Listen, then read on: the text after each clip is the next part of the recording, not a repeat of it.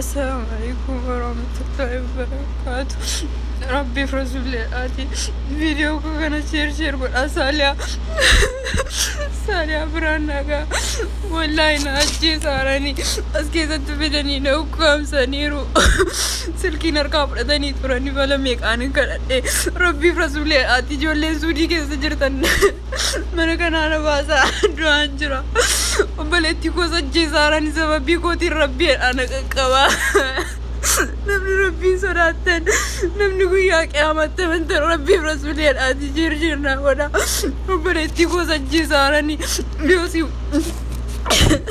يوسي من كان أبادي أجمنا لاني أزي سلكي نركب لتنيرو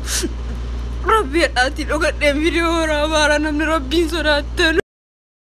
Ashama arkafuni akam jirtu kabajamtu tadawwattu tasina yutu fayya kisani annaga koda madda naga kenya kan tay waaqayyoon hada safana kan kabajame haa ta'u jirtu jirra sinin jecha ummata qashti ummata jaalala jirtu annaga koda arra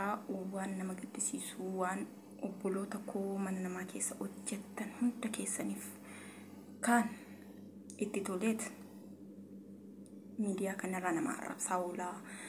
itti tolee ta'ee I don't know beeku wanta sagaru jechuudha kan immoo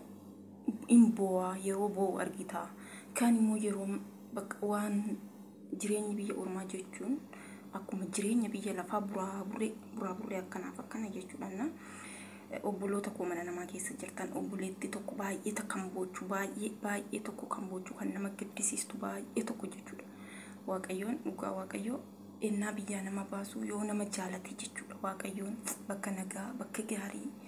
hojiirra dadhabdee bakka nagaa kan si hojjisiistu sun nama nagaa yoo si taate baay'ee tokko sitti tola baay'ee tokkotti gammaddee hojii hojjetta beekte garuu immoo wantoonni akkas nama gaddisiisan yeroo obbolaan keenya akkasitti bakka imimmaan isaanii boo'anii na gargaara asii na baasa jedhan wanti kana caala namatti dhaga'amu baay'ee tokko namatti dhaga'ama dhugaa waaqayyoo baay'ee tokko nama gaddisiisa dhugaa maaliifin hojjannaa in arganna maatii kun jijjiiraa ofirreen jijjiiraa namaafis ofiifis nan ta'a jireenya boruu kiyya fooyyeffadha jedhee ilmoon namaa biyyaa baa gaafa biyyaa ba'u garuu yeroo dhufanii bakka sana ga'an jireenyi tabba namatti taati baay'ee tokko namatti ulfaatti baay'ee tokko humnaa hol namnati boochetti mattu hin jiru namnati gadditee gadda keetti baafattu hin jiru namnati gadditee gadda kee itti mattu hin jiru baay'ee tokko nama gaddisiisa baay'ee tokko jechuudha obboloonni kiyya biyya namaa keessa jirtan adaraa keessan dhugaa waaqayyo amma fe'e isinitti tolu amma fe'e gammadaa taatan amma fe'e jireenyi bakki isin jirta suni manni isin jirta suni isiniif bareeda ta'u walirratti duultanii walirrabsitanii walirratti bakka ati sachi jirta waan ta'eef isa keessas isa geeras isa haraas walirratti duultanii miidiyaa kanarratti waan baay'ee waliin hin jedhina maaliif jireenyi biyya lafaa jireenyi keessattuu jireenyi biyya ormaa jechuudha kan gubateetu gubaa ibiddaa beeka jedhe oromoon kan gubateetu gubaa ibiddaa beeka kanaaf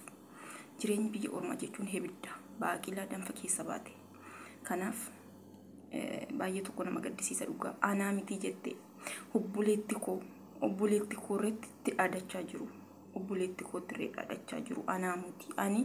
ana qabanii bilbila kooree akka hin taane tan irraa fudhadhe garuu obboleetti koo immoo bilbila shirree irraa fudhatanii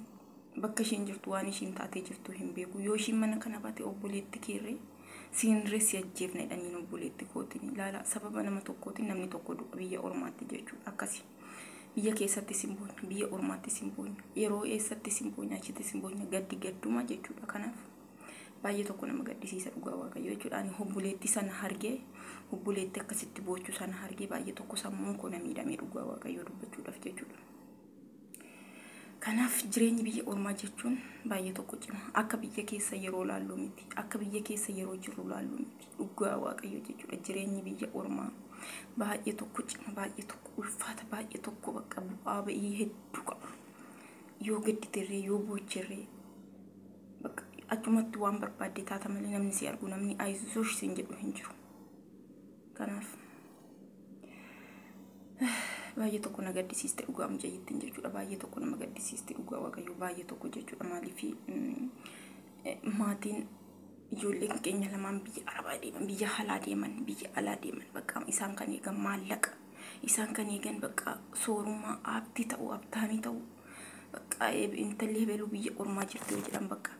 haruma kana isa duriirra fooyyee argata. Garuu asitti makaraa ilmoon namaa dabarsitu. Makaraa ilmoon namaa dabarsitu biyya ormaa keessatti jechuudha. Baay'ee tokko kan nama gaddisiisu dhugaa waaqayyo kan garafan kan garkutaman kan ibiddaan kan danfaan gubatan meeqatu jira obboloon. Baay'ee tokko nama gaddisiisa. Maatiin biyya keessaa bakka amma intalli ebeluunis deemte intalli ishiin tokko ishiin guddoonis ishiin jabduunis ishiin maaliinis jedha walitti nam'ee buna isaa dhuga. Garuu asii rakkoon ati dabarsitu rakkoo hedduudha. Rakkoon ati keessa